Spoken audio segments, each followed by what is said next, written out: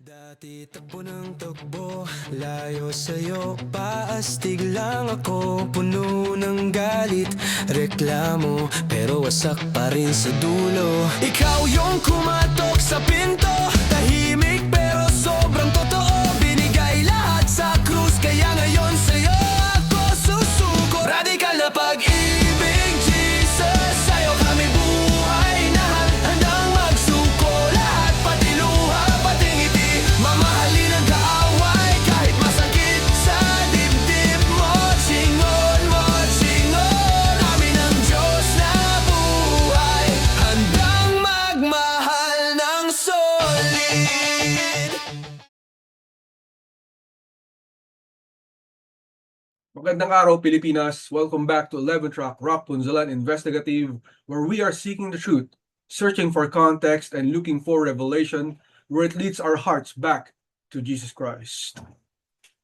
And kapatid, exciting yung topic natin for today, and it has something to do with a very mysterious person in our Bible, the Word of the Lord, and that is, it's all about Melchizedek. So today, kapatid, we will talk about sino ba talaga itong si Melchizedek. And isa po siya sa mga tinatawag natin na misteryosong pare at hari na mas dakila pa kay Abraham. And tinawag siyang hari ng Salem. Siya po ay pari or priest of God. He is also in a way compared in a way to the Lord Jesus Christ, and wala po siyang pinagmulan, wala pong katapusan. And marami pong nagtatanong dito, ano ba talaga ang purpose ng Melchizedek? Bakit siya binanggit ng ating Panginoon? At bakit yung story niya, it harmonizes and it merges with our Lord Jesus Christ? And so kapatid, when we talk about Melchizedek, isa po sa mga pinaka-banner nito na verses that relates to Melchizedek, kapatid, is yung Hebrews 7:3, where it says, without father, without mother, without genealogy, having neither beginning of days nor end of life, but made like the Son of God. So, ito po'y meron dalawang main argument yung mga tao dito, lalo na yung mga scholars, yung mga biblical experts, leaders or mga prominent leaders of Christianity, and they're saying that it's either si Melchizedek daw ay isang historical foreshadowing, or para kumbaga, in a sense, he was like Christ, although he's basically another human, but he was a foreshadowing, like an announcement of the coming Christ. Or there is another argument that is he's actually the appearance of Christ, or what we call a Christophany. When you say a Christophany, it's an appearance of the Lord in the Old Testament before Christ actually came in human flesh in the New Testament.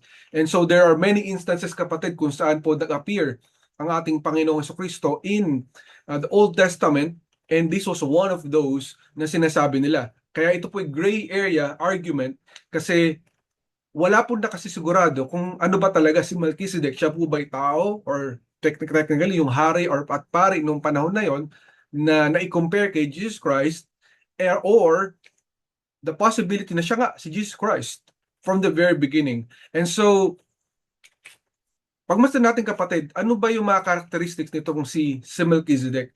And sino po siya? Sino po ba talaga itong si Melchizedek? In Genesis 14:18-20, siya po ay tinatawag na King of Salem. When you say Salem, peace, no? Technically, King of Peace. And he was also mentioned as the priest of God Most High. So out of nowhere, bigla na lang po itong lumabas si Melchizedek, and na-meet niya po itong si Abraham. So he was called the King of Peace, and the priest of the God Most High. And he was able to also bless itong si Abraham. Now, when you talk about blessing, it's very important, kasi when you receive a blessing, normally you receive a blessing from God or someone that is higher, di ba? You would not want to be blessed just by anyone. And we know that Abraham is also a leader of God. But out of nowhere, bigla pong itong lumabas si Melchizedek at biniles itong si Abraham. And also, he received the tithes from Abraham, knowing na wala pa pong church noong time na yon, wala pa po yung Levitical order ng Israel, because hindi pa po dumarating si Moses, wala pang law, wala pang Levitical order, wala pang Levitical law, wala pa po yung mga 10 Commandments, di ba? Yung mga nakita natin during the time of Deuteronomy. Wala pa po yun, kapatid. And so, isa pong malaking tanong, bakit of all people and of all of anyone else that will receive tithes that belong to God, Melchizedek received it from Abraham. And because of that, he blessed Abraham. And so, before Israel existed, lumabas po ito pong si Melchizedek bago pa po lumabas ang bansang Israel. Wala pa pong bansang Israel. So hindi pa po nako-conquer ang Canaan by Israel during that time. Wala pa rin pong Levitical priesthood because ang mga priests lang ng Israel, technically the only ones na binigyan ng karapatan na maging priest and serving God in the church were the Levites. So technically hindi po Levite itong si Melchizedek because he's not under the law of Moses, and because during that time wala pa po si Moses, wala pa po ang batas. So Melchizedek appeared suddenly with no introduction and then disappears. Lumabas na lang siya bigla niyang minute up itong si Abraham, and then bigla siyang nawala. Can you imagine, kapatid? And we know that God is an intentional God. He does not do anything out of nothing. Diba? He is a God of order. And so we believe that there's a purpose why Melchizedek suddenly ay lumabas po itong si Melchizedek, kapatid. And bakit iba po si Melchizedek kumpara sa ibang normal na tao? Diba? In Hebrews 7:3, it mentions that he has no father, he has no mother, he has no genealogy. And when you say no genealogy, kasi sa the Bible, the word of the Lord, normally when you talk about history, the Lord our God documents everything. In many books in the Bible, lalo na pag ginawa ng mga iba't ibang mga prophets, diba, yung mga book authors ng ating Panginoon, isinusulat yung iba't ibang mga pangalan ng mga tao according to their history in ancient Israel and according to the Bible. Pero apparently, it's just this guy, Melchizedek, just came out of nowhere, just appeared, and then disappeared. And then walang genealogy. No? Wala pong sinasabi kung saan siya nanggaling. Ano bang pinagmulan niya? Sinong ninuno niya? Sino ang kanyang tatay? Sino ang kanyang nanay? Wala po, kapatid. And no beginning of days and no end of life. It's like, kapatid, he's eternal. Diba? And every major biblical figure has a genealogy. May pinagmulan. Meron pong lahi at salinlahi. Diba? So, very unusual and intentional itong paglabas po ni Melchizedek. Kaya very different siya. Kaya malaking katanungan, even for most biblical scholars, pinaka-experts, ay iba't iba po ng kuro-kuro regarding this. And Abraham, being a leader of God, being a father to the nations, ay nirecognize niya yung greatness po ni Melchizedek. Diba? Nakapagtataka. And so in Genesis 14:19-20, Melchizedek blessed Abraham, and Abraham gave him a tenth of, he has everything. So tithe, and tithe, we know that tithes, it only belongs to God. Diba? But Melchizedek accepted it, knowing that during that time, wala pa pong church. Diba? And right now, in our generation, and even in the generation kung saan nagre-receive ng tithes, ito po'y binabanggit kung saan nabibigay po ito sa gawain ng Panginoon. Pero ito, basically, out of nowhere, he accepted the tenth of everything from Abraham. And there was a declaration in Hebrews 7:7, kapatid, that the lesser is blessed by the better. And so, it was a declaration na nakapagtataka, bakit sinabing lesser si Abraham? Is he lesser because he is human? Is he a lesser leader than Melchizedek? Bakit po nabanggit yun, ano? And we know that Abraham is the father of our faith. Lahat po tayo mga Kristiyano, lahat po ng mga Israelites, we trace our faith from Abraham. He was the one blessed by the Lord because of his faith, and because of that, he became the father of our faith. And yet, it was not Abraham who blessed Melchizedek, but it was Abraham who received a blessing from Melchizedek. And isa pong bagay na maganda pong tignan natin is Jesus Christ and Melchizedek, they did share titles. May mga titles po na binigay kay Melchizedek that it also somehow it appears to belong to Jesus Christ. And so Melchizedek was called King of Righteousness. Tinatawag po siyang King of Righteousness. And Salem, or the King of Salem, or the King of Peace. Yun po yung mga titles na binigay sa kanila ng ating Diyos. However, when it comes to Jesus Christ, in Isaiah 9:6, tinawag po si Jesus Christ na Prince of Peace. Diba? Prinsipe ng kapayapaan. And Jeremiah 23:6, the Lord of our righteousness. And so, parang parehas sa parehas, kapatid. It perfectly matches the titles na binigay ng Diyos kay Melchizedek. Ito pong titles na meron ng ating Panginoong Hesukristo. Bakit kaya, kapatid? Diba? So in Psalm 110, it connects Melchizedek to the Messiah. And so in Psalm 110, 1:4, which David wrote, I believe, it says, "The Lord said unto my Lord, and you are a priest forever after the order of Melchizedek." Now, what is our takeaway here in Psalm 110, 1 and 4, is that ito pong si David ay nabuhay po siya years, thousands of years after Abraham. Pero nagkaroon siya, probably this was a vision or revelation from the Lord, that he saw the coming Messiah.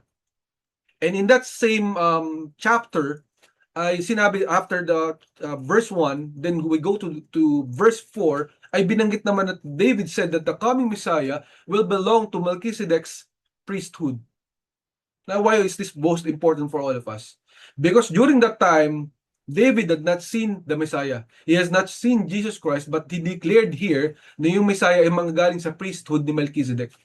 He tied it up na parang nakita niya by his own eyes. No? Kaya ito yung very, very much important for all of us. Kasi may tinaya po ng Psalm 110 ang ating Panginoon Diyos, Jesucristo, kay Melchizedek. And how was he able to somehow postulate this or theorize that Melchizedek's priesthood will be the priesthood ng ating Panginoong Hesukristo. 'Di ba? Kasi knowing na ang priesthood normally nanggaling sa Levitical, 'di ba, sa Levites. Pero dito dineclare niya because this is prophetic. This was a prophetic revelation ng ating Diyos. In Hebrews, it presents Jesus as Melchizedek's reality. So in Hebrews 5:5-6, in the same way, Christ did not take on himself the glory of becoming a high priest, but God said to him, "You are my son, today I have become your father." And he says in another place, "You are a priest forever in the order of Melchizedek." So may declaration that just like Melchizedek, Jesus Christ is a priest forever, meaning Melchizedek is a priest forever, just like Jesus Christ. So parang ito parang may mirroring, no, na tinatawag. And we know that Jesus Christ is not a priest of the Levitical order. Hindi po siya Levites. So malinaw po ito, no? Na hina-harmonize ng ating Panginoon yung pagiging priest nito pong si Jesus Christ through the order of Melchizedek. The guy who just appeared and then disappeared out of nowhere, lumabas, bigla na lang siyang nawala din, di ba? And he accepted technically yung tithe. And we know that when we talk about tithing, this is something to do with worship. And so, why did Abraham do it? Na binigay niya yung tithes niya kay Melchizedek? It's a big question for all of us. And so, why do we believe that Christophany is the strongest view? Of course, you can, anyone can say, and this is I would not say that this is categorically, na totoo ito po talaga yung pinakatotohanan, no? Na sigurado tayo na ito na po yung truth about it. But we believe strongly that Melchizedek is a Christophany or an appearance of our Lord. Because, number one, wala siyang tatay. Wala siyang nanay. Wala siyang genealogy. Wala siyang beginning. Walang ending. Like an alpha and omega.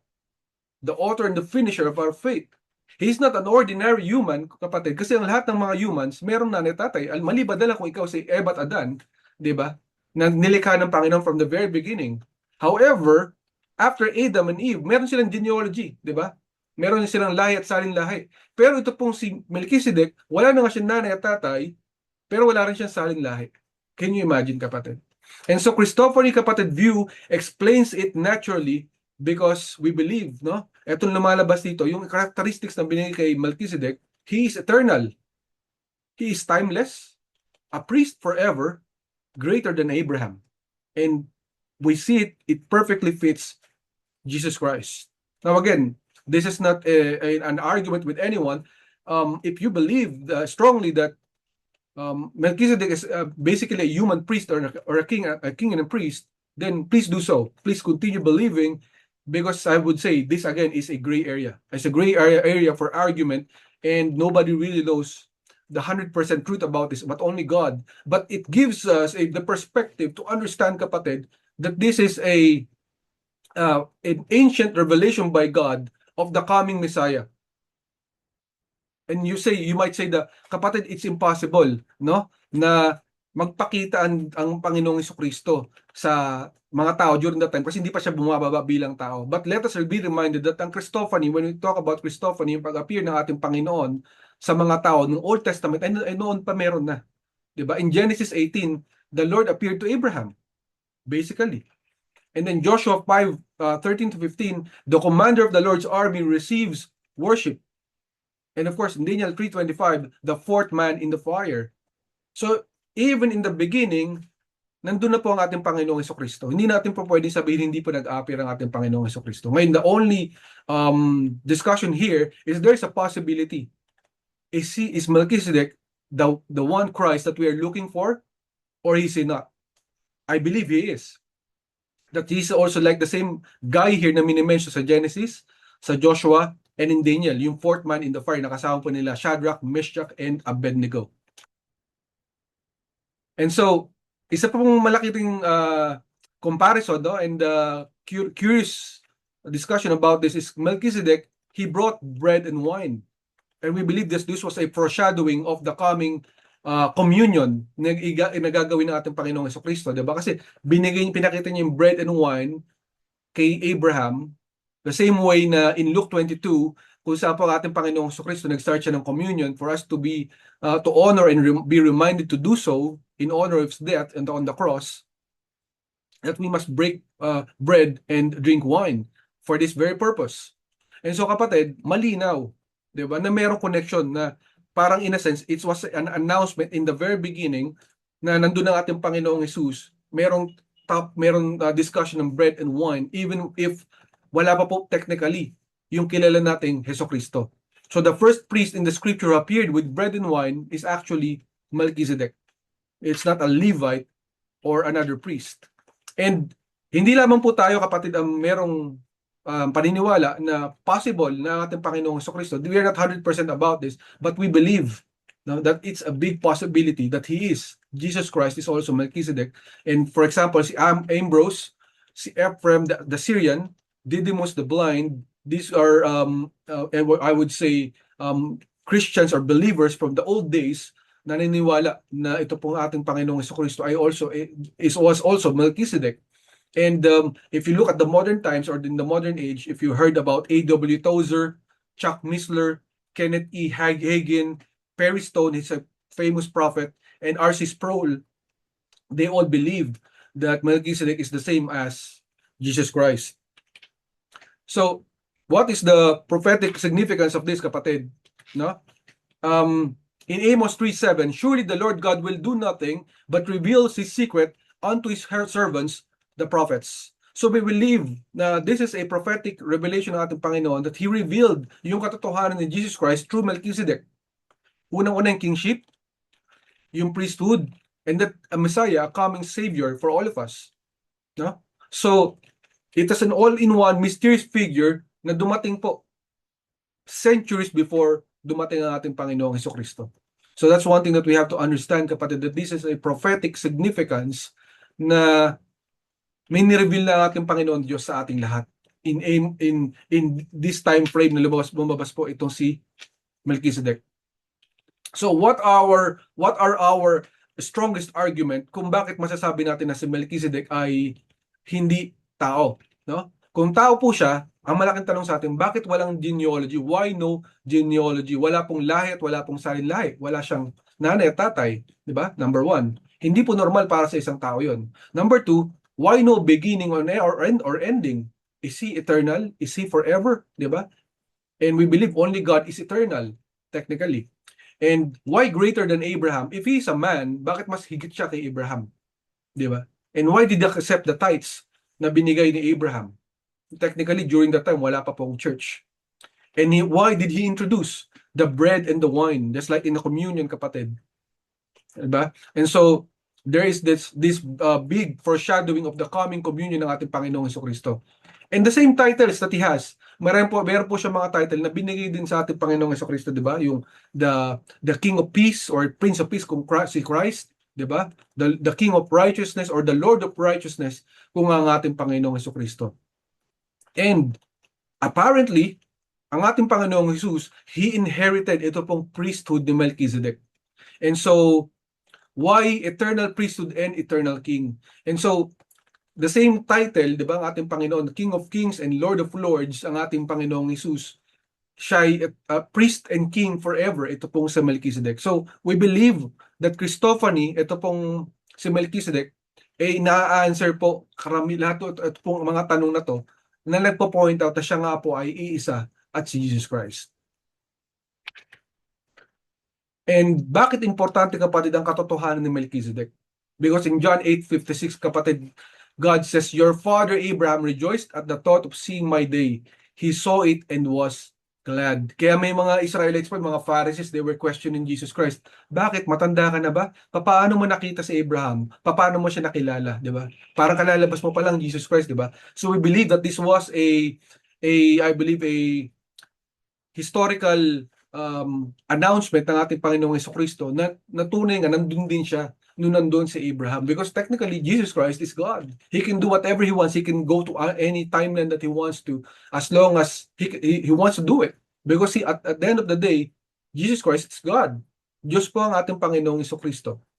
And we believe that pinaka-major dito, kapatid, this was a prophetic revelation ni Jesus Christ na in-announce niya ang kanyang pagdarating sa darating na panahon, and He came in as Melchizedek, a guy who just came in out of nowhere, di ba?